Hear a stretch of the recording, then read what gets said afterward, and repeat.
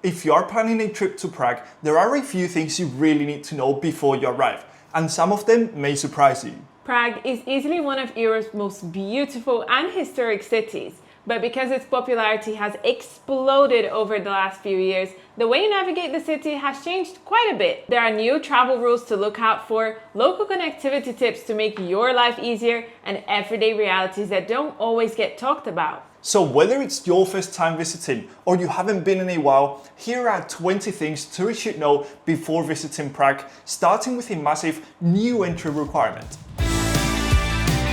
This is a major update, and if you are traveling towards the end of the year, you cannot ignore it. Starting in the final quarter of 2026, the European Union is officially implementing the ETS, the European Travel Information Authorization System. The exact date hasn't been confirmed yet, but think of it like the UK's ETA or the US ESTA. If you hold a passport from a visa-exempt country, you will need to apply online for the ETS before flying into Prague or any Schengen country. It's not a full visa, it costs €20 and it's valid for 3 years. People under 18 or over 70 will be exempt from paying. And just like every other travel authorization, airlines can deny you boarding if your application isn't approved in time, so don't leave it until the last minute. Remember that this rule kicks in from late 2026, but we've linked the official European Union website in the description if you want to read the full details for yourself. Even though Czech Republic is in the European Union, they do not use the euro. The official currency is the Czech koruna, written either as KC or CCK. A huge mistake we see tourists make is bringing euros and expecting to use them everywhere. We did see some tourist shops in the center accept euros, but here's the catch. Some of them will give you a terrible exchange rate and might even hand your change back in koruna. So it's always better to pay in the local currency. Prague is largely a cashless city now, so you can easily go through your whole trip without touching cash. That said, some smaller businesses like market stalls may still ask for cash only. When you do withdraw money, be careful which ATM you use. If possible, avoid the bright yellow and blue Euronet machines at all costs. They're scattered across the old town and they charge massive transaction fees on top of inflated exchange rates. So you will end up losing a lot of money. Instead, look for standard bank ATMs attached to an actual branch, like Česká spořitelna or Komerční bank. And when the screen asks you to choose, always select decline conversion or pay in local currency, never their conversion rate. That way, your own bank handles the exchange, which is almost always closer to the real exchange rate. Tipping in Prague is pretty standard in restaurants, but it works a little different to places like the US. And even differently to what we are starting to see in the UK. During our trip, we noticed that tips usually weren't added to the bill automatically. Instead, when they bring you the card machine, we were often asked whether we'd like to leave a tip with the card machine. Typically, the screen shows 10, 15 or 20%, plus the option to not leave a tip. For us, we generally based it on the service and the overall cost of the meal, and around 10% felt reasonable when we had a good experience. When you land at Václav Havel Airport, which is the main airport in Prague, don't spend time looking for a metro station, because you just won't find one. But there's still a really efficient way to get into the city center. The easiest option is hopping on one of the frequent buses, Line 59 for example, which takes you straight to Nádraží Veleslavin station on the Green Line A, where you can then connect to the metro. We paid just under €4 for both, and it took around 50 minutes from the airport to our hotel, which was quite central. Alternatively, there is an airport express bus that runs straight to the main train station. But tickets for the express bus cost just over €8, and the actual bus is not that much faster. If you'd rather take a taxi, we've linked Welcome Pickups in the description, the platform we use to pre-book airport transfers, so a driver is already waiting when you land.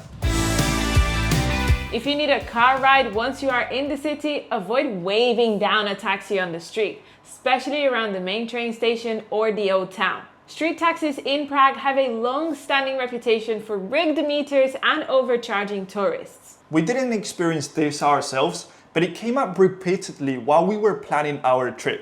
Instead, use ride-hailing apps like Uber or Bolt. Uber is actually the official taxi partner of Prague Airport now, meaning it is highly regulated, safe, and you will see the exact price upfront before you even get in. Prague has one of the best public transport networks in Europe.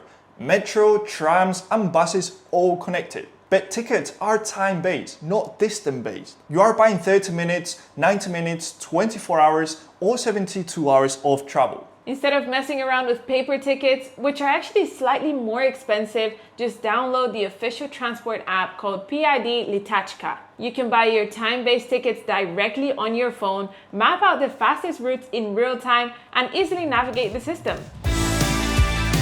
To use transport apps, maps, and translation seamlessly as soon as you step off the plane, you want reliable data. If you are traveling from outside Europe, it's very likely that Prague is not included in your roaming plan. Instead of buying a physical SIM card or paying lots of money for roaming data, we'd recommend getting an electronic SIM before you even leave home, so that the moment your plane lands, simply activate it. The company we always use is Jetpack, since they offer reliable connection and perks other companies just don't, like airport lounge if your flight is delayed, and even access to a few apps when your data runs out. An eSIM will save you time, avoid expensive roaming charges, and will get you connected instantly. If you use our code KARMAADV15, you will also get it 15% cheaper.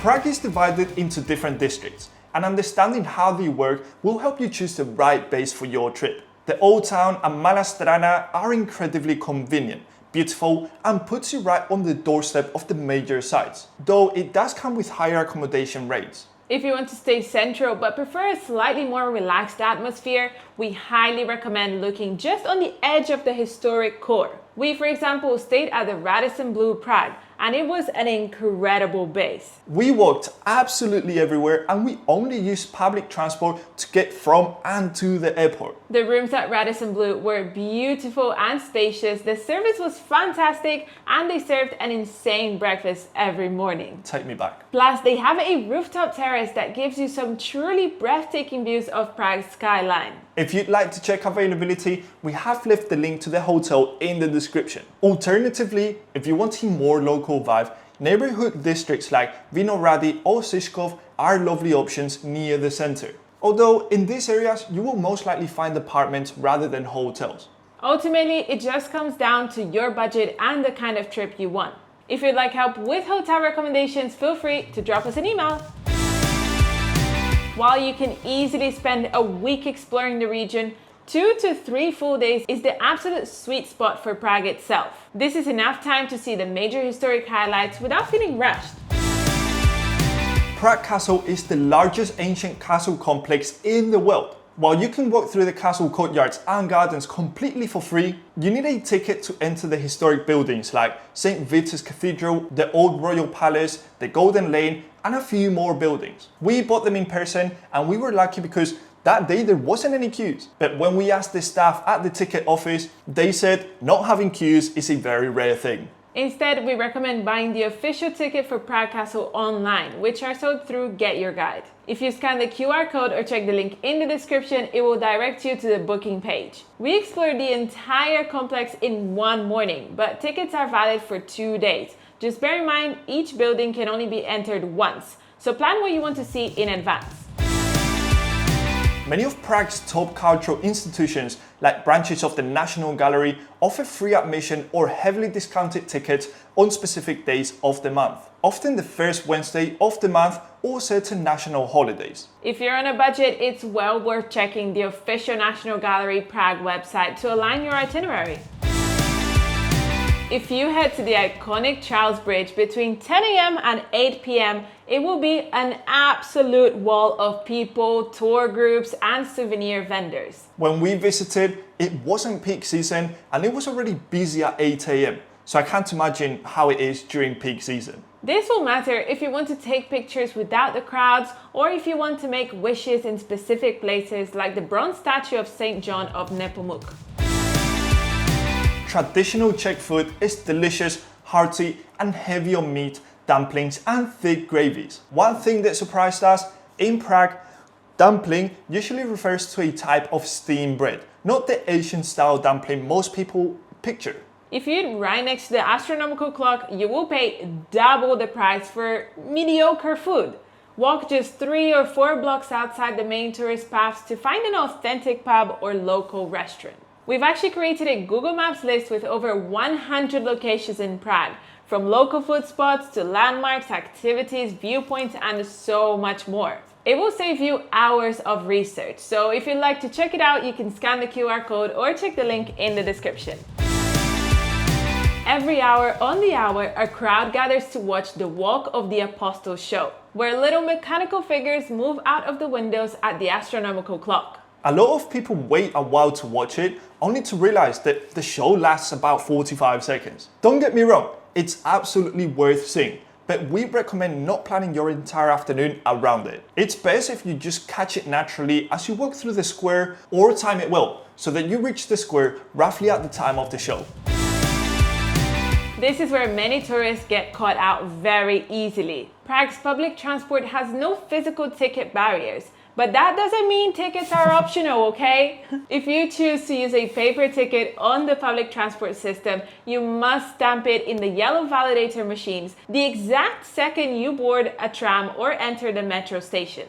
If you use the app, you must activate the ticket at least 1 minute before boarding. There are undercover inspectors that carry badges and target popular tourist routes daily. The same day we arrived to Prague, we saw inspectors questioning 2 tourists in the metro station. Some stations even have signs marking the point beyond which you need a valid ticket. So definitely make sure you validate your ticket in advance.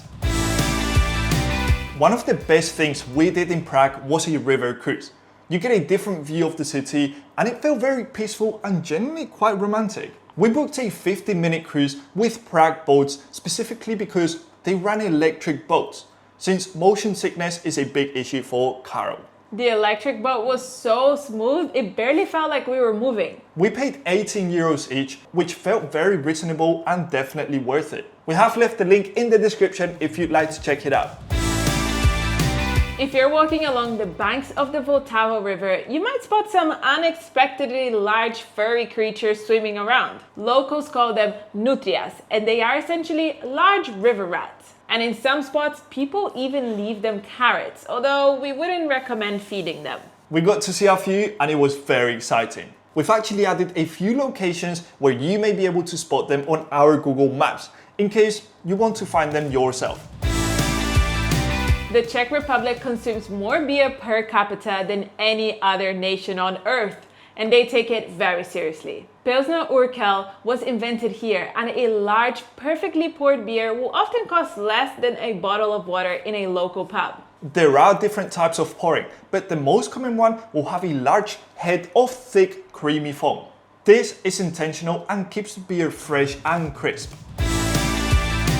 Prague is consistently ranked as one of the safest cities in the world. Violent crime is incredibly rare, and you can comfortably walk through the city center at night without worry. Your only real concern is minor pickpocketing in high-density areas like the Charles Bridge or around the astronomical clock. So just stay aware of your surroundings, same as anywhere else really. We'd love to know if you found this video helpful, and if you have any questions about Prague, drop them in the comments. Don't forget to check all the links in the description, and if you'd like to support our channel, you can like the video, subscribe, and even leave a tip using the link in the description. Thanks for watching, and for more videos about Prague, click one of the videos on screen.